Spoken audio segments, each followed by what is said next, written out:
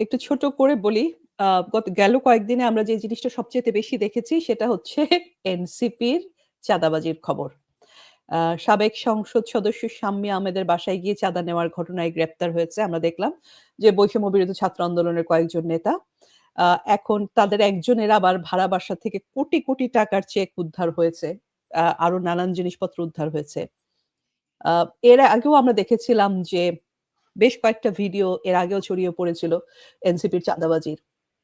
শিশু উপদেষ্টাদের কয়েকজন, তাদের পিতা, ভাই, এপিএসদের কয়েকশো কোটি টাকার দুর্নীতির খবর আমরা পেয়েছিলাম। কিন্তু কোন শাস্তি কিন্তু এখন পর্যন্ত আমরা দেখিনি। এই ১ম এই ৫ জনকে তাও গ্রেপ্তার করা হলো। আমরা দেখলাম যে অস্ট্রেলিয়ার সিডনিতে প্রায় ৳৬.৫ কোটি টাকা আর্থিক লেনদেনের অভিযোগ উঠেছে উপদেষ্টা মাহফুজ আলম ও তার ভাইয়ের বিরুদ্ধে। যদিও মাহফুজ আলম তার বিরুদ্ধে আনা এই অভিযোগগুলোকে ষড়যন্ত্র বলে উল্লেখ করেছেন। আমরা দেখলাম যে চাঁদাবাজি নিয়ে সামাজিক যোগাযোগ মাধ্যমে পোস্ট দিয়েছেন সাবেক এনসিপি সংসদ সদস্য উমামা ফাতে আ স এনসিপি সদস্য উমামা ফাতেমা। পোস্টে তিনি লিখেছেন যে, "এই চাঁদাবাজির খবর দেখে আশেপাশের সবাই এত অবাক হওয়ার ভান করছেন। বিষয়টা একটু হাস্যকরও বটে। বলতে হবে এই ১ম কোনো চাঁদাবাজি করতে গিয়ে তারা পুলিশের হাতে ধরা খেল। ঠিকমতো খোঁজ নিলে বুঝবেন এদের শেকড় অনেক গভীরে।" মানে আসলে উমামা ফাতেমাই থলের বেড়াল ফাঁস করে দিয়েছেন, আউট করে দিয়েছেন যে আসলে এই চাঁদাবাজি তো ১ম না। এই ১ম তারা আসলে ধরা খেলো আরকি।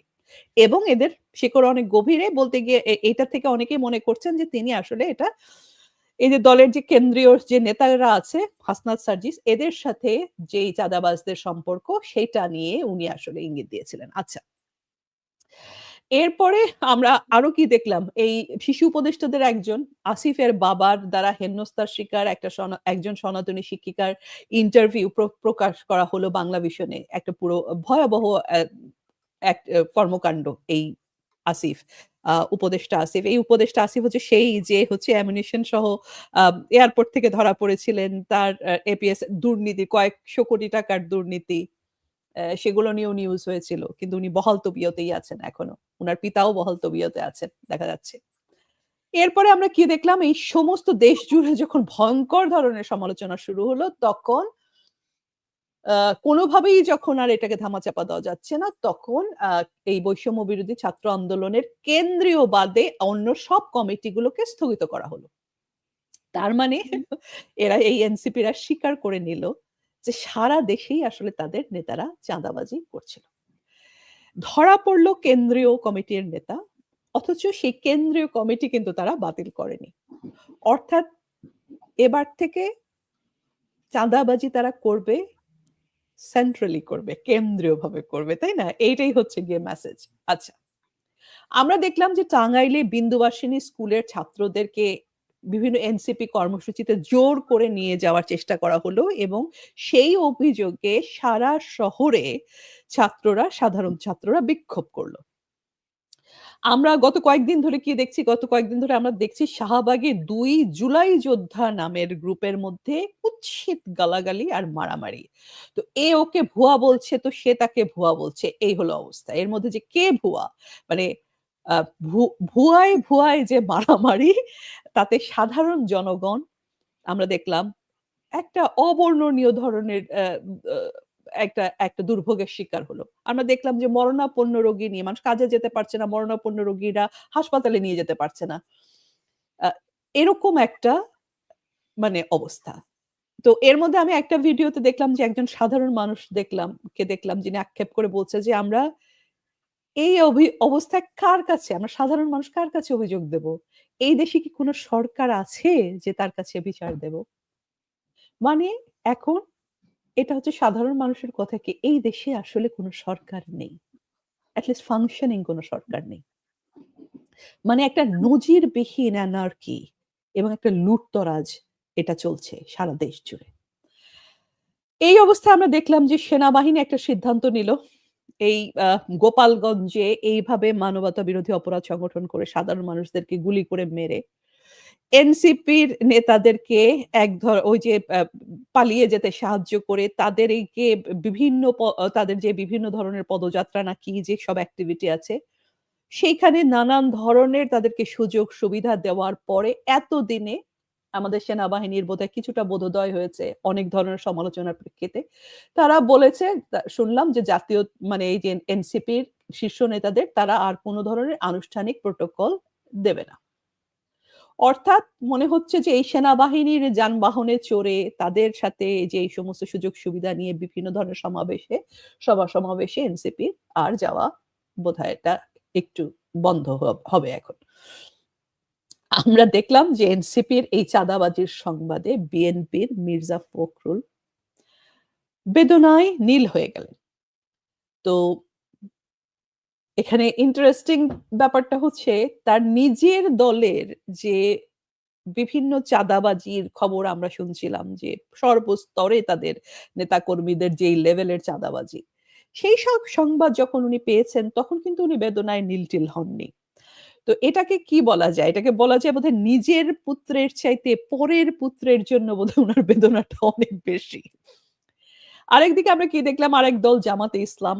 তো ইসলামের নামে মুখে ফেনা তোলা, ইসলাম ভাঙিয়ে রাজনীতি করা এই দলও চাঁদাবাজিতে কিন্তু পিছিয়ে নেই। বেশ কিছু রিপোর্টে কিন্তু তাদেরও নেতাকর্মীদের নাম উঠে এসেছে এসব চাঁদাবাজির সাথে। তো এরা শুধু দেখা যাচ্ছে যে ৭১ এর গণহত্যা, নারী ধর্ষণ, দেশের মানুষের সাথে বেইমানি এসবেই উনারা শুধু পারঙ্গম নন। চাঁদাবাজিতেও দেখা যাচ্ছে তাদের যথেষ্ট সুনাম আছে। তো আমি সুনাম শব্দটা ব্যবহার করলাম এই কারণে, কারণ আ ইউনূসের দেশে আসলে ইউনূসের বাংলাদেশে আজকে আসলে মেধার আরেক নাম চাঁদা। অর্থাৎ চাঁদাই মেধা। তো এই যে আজকে এনসিপির যে অবস্থা, এটাতে মির্জা ফখরুল বেদনায় নীল হয়ে গেছেন। আমি দেখলাম যে অনেকেই খুব অবাক হচ্ছেন যে এসব কি দেখছি। আমি যখন এই বিষয়টা দেখি তখন আমি নিজে আসলে খুব বিস্মিত হয়ে যাই। এই যে যারা এরকম বিস্মিত হচ্ছেন এনসিপির এই অবস্থা দেখে, তারা এত অবাক হচ্ছেন, কেন হচ্ছেন বলুন তো? মানে দর্শক, আপনাদের মধ্যে কি কেউ আছেন যারা এনসিপি যে এই কাজটা করবে এটা জানতেন না বা খুব অবাক হয়েছেন তাদের এই আচরণে? কেন? মানে এরা যখন সেই শুরুতে মনে আছে কোটা বিরোধী আন্দোলন করল, তখনও কি আপনারা বোঝেননি যে এরা নারী কোটা আর মুক্তিযোদ্ধা কোটার বদলে আসলে রাজাকার কোটা চায় বাংলাদেশে?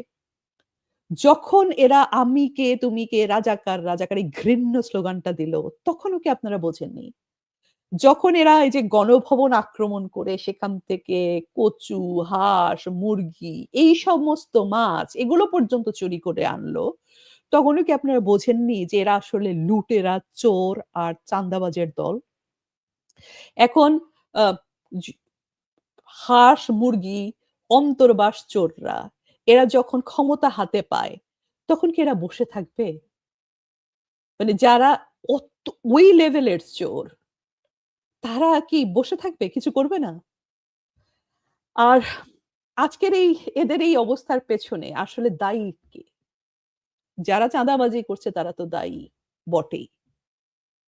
কিন্তু আরেকজন ব্যক্তি আমার কাছে মনে হয় যে দায়ী। সেই ব্যক্তির নাম হচ্ছে আমাদের নোবেল বিজয়ী, শান্তিতে নোবেল বিজয়ী মোহাম্মদ ইউনূস। আ তিনি ক্ষমতায় আসার পর কি বলেছিলেন? বলেছিলেন যে, "এই ছাত্ররা আমার এমপ্লয়ার।" এখন বাংলাদেশে তো আমরা অনেক রাজনৈতিক নেতা দেখেছি। ভালো মন্দ অনেক রাজনৈতিক নেতা দেখেছি। সবসময় রাজনৈতিক নেতাদেরকে আমরা কি বলতে শুনেছি? আমার এমপ্লয়ার হলো জনগণ, জনতা। এই ভদ্রলোক কিন্তু সেটি বলেননি। জনগণ তো আসলে তার এমপ্লয়ার নয়ও। তিনি তো আসলে জনগণের ভোটে ক্ষমতায় আসেননি। তিনি বললেন যে ছাত্ররা, এইসব ছাত্ররা এই ও মানে অন্তর্বাস চোর, কমোড চোর, শাড়ি চোর, চোর এবং চুন্নি এই সমস্ত এরা হচ্ছে উনার এমপ্লয়ার। তো আমরা ভাষা আন্দোলনের সময় থেকে কি দেখেছিলাম? ভাষা আন্দোলনের সময় থেকে দেখেছি যে আমাদের দেশের ছাত্রদের যে নিঃস্বার্থ আ উজ্জ্বল একটা ভূমিকা বাংলাদেশের রাজনীতিতে। বিভিন্ন বিপদের সময় সাধারণ মানুষের জন্য সবসময় ছাত্ররা কিন্তু আ তাদের মানে আম আম ছাত্রদেরকে কিন্তু আমরা পাশে পেয়েছি। তাই না? আর সেই ছাত্রদেরকে উনি নিজের স্বার্থে ব্যবহার করলেন। ইনি এই ছাত্রদেরকে শিখালেন কিভাবে শর্টকাটে ক্ষমতায় যাওয়া যায়, কিভাবে একদিনও জনগণের সেবা না করে মন্ত্রী হওয়া যায়। তিনি শিখালেন ছাত্র হয়ে শিক্ষককে পেটানো জায়েজ। তিনি শিখালেন লুটপাট করা জায়েজ। উনি শিখালেন মুক্তিযোদ্ধাদের অপমান করা জায়েজ। ৩২ নম্বর ভাঙা জাতির পিতাকে অসম্মান করা জায়েজ। তিনি একসময় শিক্ষক ছিলেন। কিন্তু কি শিক্ষাটা উনি এই ছাত্রদের দিলেন? উনি এদেরকে রক্ষা করলেন, প্রশ্রয় দিলেন। শুধু তাই নয়, আমি মনে করি উনি এদেরকে উৎসাহ দিলেন এগুলো করতে। উনার বিরুদ্ধে অনেক ধরনের অভিযোগ আছে, অনেক সমালোচনা আছে। কিন্তু একটি অভিযোগ আমি রাখবো সবার উপরে এবং সেটি হলো উনি নিজের স্বার্থ উদ্ধারে একটা দেশের কয়েকটা প্রজন্মকে, আমাদের ভবিষ্যৎকে একেবারে শেষ করে দিয়েছেন।